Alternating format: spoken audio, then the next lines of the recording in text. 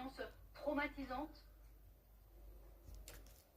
Oui, Kim Kardashian qui est revenue sur ces 7 minutes durant lesquelles elle a cru qu'elle allait mourir, sur sa séquestration, puis s'en est suivi son braquage. Kim Kardashian, tout de noir vêtue, s'est avancée à la barre. Elle a commencé par se présenter et puis elle a déclaré bien qu'elle a cru qu'elle allait mourir après que l'un des braqueurs ait braqué son arme sur elle. Kim Kardashian qui répond désormais à de nouvelles questions de la part du président de cette cour d'assises qui l'interroge sur ses souvenirs. Le président demande si les braqueurs lui ont parlé directement. La star américaine répond: il parlait fort en français. L'homme qui était le plus petit m'a parlé de la ring, cette bague de fiançailles qui avait été offerte par son ex-mari Kanye West.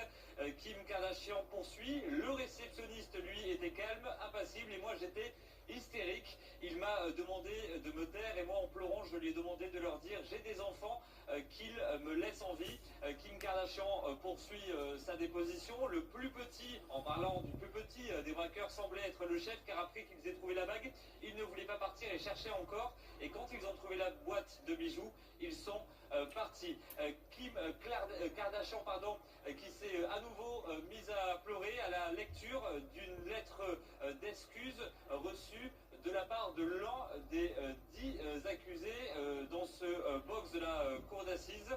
Omar qui a écrit à Kim Kardashian: Madame, après avoir compris les effets psychologiques que je vous ai infligés, c'est pour cette raison que je vous ai écrit. Non, pour avoir quelques indulgences, je souhaite venir vers vous pour vous dire combien je regrette mon geste, combien j'ai été ému et touché de vous voir en larmes.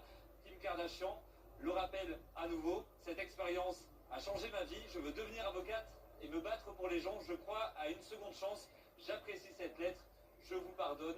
Kim Kardashian qui continue donc sa déposition face à cette cour d'assises. Merci beaucoup à vous, Igor. Pardon, merci beaucoup, vous, Boris. Igor, c'est maintenant qu'on va le retrouver.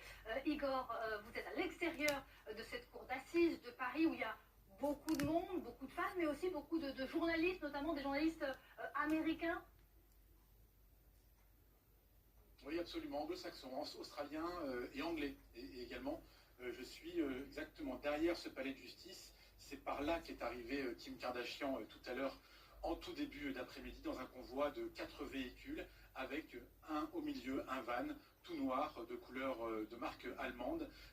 Et elle a monté ses escaliers, ses marches de l'arrière du palais pour accéder à la grande porte verte que vous avez ici à l'image, là où il y a 3 gendarmes qui restent stationnés devant en attendant que Kim Kardashian